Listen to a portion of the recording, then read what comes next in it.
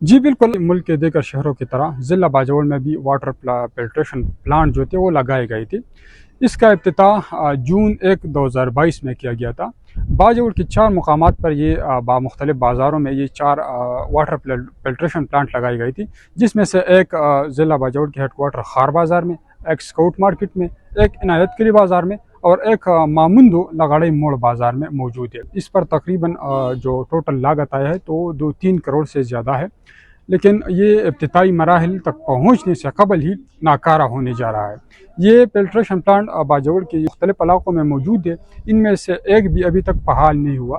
یہ صوبائی حکومت کی جانب سے ان کو مالی معاونت جو ہے وہ فراہم کرنی تھی، اور یہ محکمہ لوکل گورنمنٹ جو ہے ان کی ذمہ داری تھی، یہ ان کی زیر نگرانی اس پر کام کیا جا رہا تھا۔ ہم نے جو یہاں کے لوکل گورنمنٹ ڈپارٹمنٹ ہے ان کے ساتھ رابطہ کیا تو ان کے مطابق کہ ہم نے صوبائی حکومت کو مختلف خطوط بھی بھیجی، سیکرٹری سے بھی بات کی، لیکن ہمیں ابھی تک کوئی جواب موصول نہیں ہوا وہاں سے، اور اس کے لیے جو مالی معاونت چاہیے تھی وہ ہمیں فراہم نہیں کی گئی۔ یہاں کے جو علاقے مکین ہے اور بازار میں جو تاجر ہے وہ اس حوالے سے شدید تشویش کا اظہار کر رہے ہیں کہ 3 سال گزرنے کے باوجود بھی یہ ایک چھوٹا سا منصوبہ صاف پانی پینے کا یہ فعال نہیں ہو سکا۔